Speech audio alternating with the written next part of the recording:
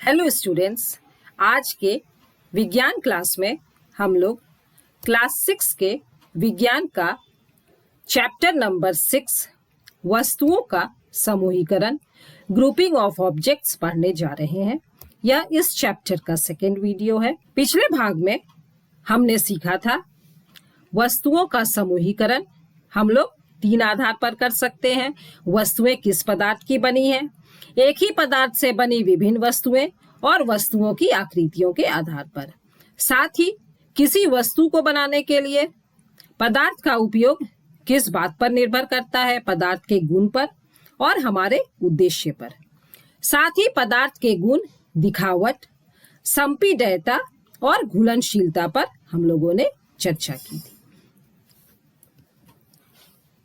इस भाग में हम पढ़ेंगे पदार्थ के गुण, उत्प्लावकता, फ्लोटेशन, चुंबकत्व, मैग्नेटिज्म और पारदर्शिता, ट्रांसपेरेंसी। साथ ही हम लोग इस पर भी चर्चा करेंगे कि वस्तुओं के समूहीकरण के क्या लाभ होते हैं। तो चलिए शुरू करते हैं। तो पदार्थ का चौथा गुण है उत्प्लावकता, फ्लोटेशन। यहां पर देखो बच्चों, पत्ती पानी में तैर रही है, कागज की नाव भी पानी में तैरती है, लकड़ी पानी में तैरती है, लेकिन सिक्का पानी में नहीं तैरता है, डूब जाता है।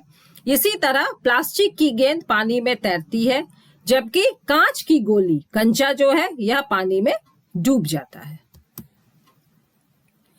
तो जल में तैरने वाले पदार्थ को उत्प्लावक पदार्थ कहते हैं और पदार्थ के इस गुण को उत्प्लावकता कहते हैं। जैसे कॉर्क पानी में तैर रहा है तो कॉर्क है उत्प्लावक पदार्थ। यहाँ प्लास्टिक की गेंद पानी में तैर रही है तो प्लास्टिक की गेंद भी उत्प्लावक पदार्थ हुई। पांचवा गुण है चुंबकत्व, मैग्नेटिज्म। बच्चों, इस तरह का छड़ चुंबक तुम लोगों ने अपने विद्यालय में देखा होगा। छड़ चुंबक में 2 ध्रुव होते हैं, नॉर्थ उत्तरी ध्रुव और साउथ पोल दक्षिणी ध्रुव। बॉल बेयरिंग लोहे से चिपक जाती है, इसी तरह से आलपिन लोहे से चिपकती है, पिन भी लोहे से चिपक जाती है। तो चुंबक से चिपकने वाले पदार्थ मतलब वे पदार्थ जिन्हें चुंबक अपनी ओर आकर्षित कर लेता है, खींच लेता है, लोहे की कील, आलपिन, सिक्का। और चुंबक से नहीं चिपकने वाले पदार्थ पेन, पेंसिल और चौक, इन्हें चुंबक अपनी ओर आकर्षित नहीं करता है। चुंबक जिन पदार्थों को अपनी ओर खींच लेता है उन्हें चुंबकीय पदार्थ कहते हैं। तो लोहे की कील चुंबकीय पदार्थ हुई, और जिन पदार्थों को अपनी ओर नहीं खींचता है वे अचुंबकीय पदार्थ कहलाते हैं। तो लकड़ी जो है यह अचुंबकीय पदार्थ हुई। लोहा, निकेल और कोबाल्ट जैसी धातुएं चुंबकीय होती हैं, जबकि लकड़ी, प्लास्टिक अचुंबकीय होती हैं। अब बच्चों, चॉकलेट, बिस्कुट, मिठाइयाँ या दूसरी खाने वाली चीजों को दुकानदार शीशे के या प्लास्टिक जार में क्यों रखते हैं? अगर इन वस्तुओं को कूट के डिब्बों या लकड़ी या टिन के डब्बों में रखा जाए तो क्या होगा? हम डब्बे को बिना खोले अंदर की चीजों को नहीं देख पाएंगे। जैसे यहाँ पर प्लास्टिक के जार में टॉफियां रखी हैं तो बाहर से ही नजर आ रही हैं, लेकिन यहाँ इस टिन के डब्बे के अंदर क्या रखा है यह बाहर से नहीं नजर आ रहा है। कुछ पदार्थ ऐसे होते हैं जिनके आर पार देखा जा सकता है, इन्हें पारदर्शी पदार्थ कहते हैं। जैसे कि कांच, यहाँ पर देखो कांच लगा हुआ है लेकिन फिर भी बाहर की वस्तुएं साफ साफ दिखाई दे रही हैं, तो कांच पारदर्शी पदार्थ हुआ। इसी तरह यहाँ पर नदी में जल भरा हुआ है लेकिन फिर भी हमें नदी की सतह और सतह पर पत्थर, सतह पर जो पत्थरों पर लगी हुई काई है यह भी साफ साफ दिखाई दे रही है। तो साफ जल जो है, स्वच्छ जल, यह भी पारदर्शी होता है। इसी तरह हवा हवा हमारे चारों ओर उपस्थित है, लेकिन फिर भी हम लोग एक दूसरे को देख पाते हैं, हमारे चारों ओर उपस्थित वस्तुओं को देख पाते हैं। तो वायु जो है, हवा, यह भी पारदर्शी पदार्थ है। और कुछ प्लास्टिक, जैसा कि बच्चों तुम लोगों ने यहाँ पर देखा, यहाँ पर यह प्लास्टिक का बना हुआ जार है, लेकिन यह पारदर्शी है। हम लोग इसके अंदर रखी टॉफियों को बहुत ही अच्छी तरह से देख पा रहे हैं। जिन पदार्थों से होकर हम वस्तुओं को देख नहीं सकते, उन्हें अपारदर्शी पदार्थ ओपेक कहते हैं। जैसे कि यहाँ लकड़ी का दरवाजा बंद है, तो दरवाजे के अंदर की वस्तु को हम नहीं देख सकते हैं। इसी तरह यहाँ गत्ते का डब्बा, गत्ते के डब्बे के अंदर में कौन सी वस्तु रखी है, यह बाहर से पता नहीं चलता है। इसी तरह धातु की बनी अलमारी के अंदर कौन सी चीज बंद है, हम इसे नहीं देख सकते हैं। तो लकड़ी, गत्ता और धातुएं, ये अपारदर्शी पदार्थ हुई।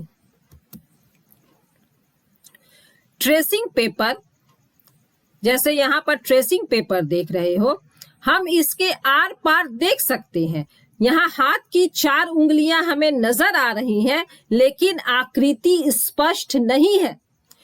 तो ऐसे पदार्थ जिनके आर पार देख सकते हैं लेकिन आकृति स्पष्ट नहीं होती है, उन्हें पारभासी पदार्थ, ट्रांसल्यूसेंट कहते हैं। जैसे यहाँ पर देखो, यह ऊपर का कांच जो है, यह पारदर्शी है। इसके दूसरी तरफ के पेड़ों को हम बहुत साफ साफ देख सकते हैं, लेकिन बीच में यह जो कांच है, यह धुंधला कांच है। और यहाँ देखो, पेड़ की आकृति जो है यह स्पष्ट नहीं है, जबकि नीचे में फिर पारदर्शी कांच है और हम इसके दूसरी ओर की वस्तुओं को बहुत ही आसानी से देख पाते हैं। तो इस तरह की वस्तुओं को कहा जाता है पारभासी, ट्रांसल्यूसेंट। यहाँ पर देखो, यह अपारदर्शी है, यह पारभासी है और यह पारदर्शी है।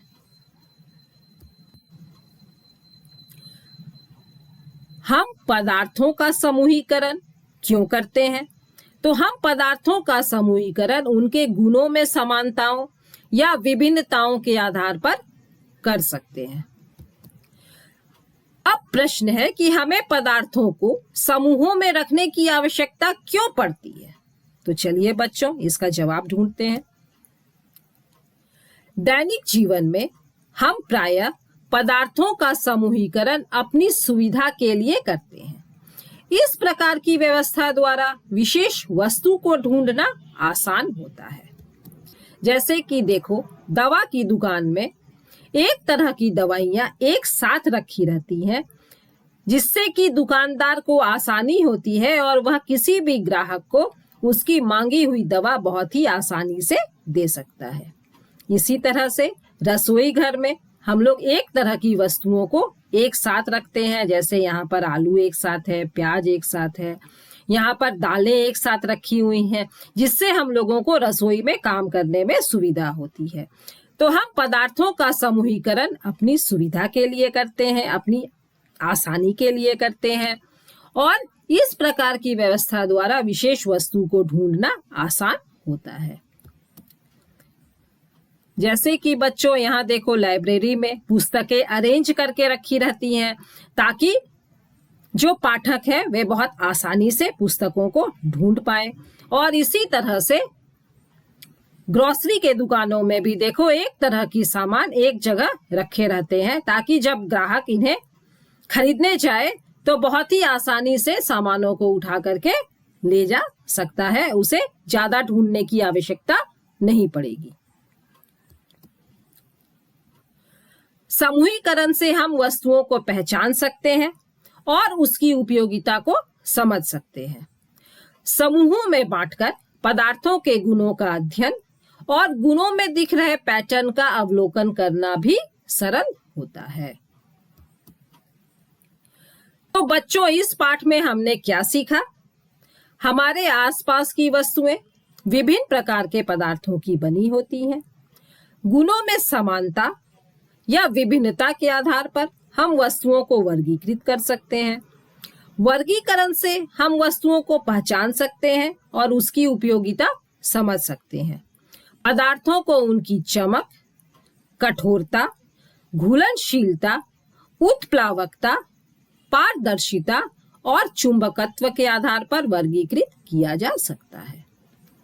तो बच्चों, हम लोगों का यह पाठ वस्तुओं का समूहीकरण समाप्त होता है। अगले वीडियो में हम लोग इस पाठ के अभ्यास में दिए गए प्रश्नों के उत्तरों को समझेंगे और लिखेंगे। तो चलिए बच्चों, मिलते हैं अगले वीडियो में। धन्यवाद।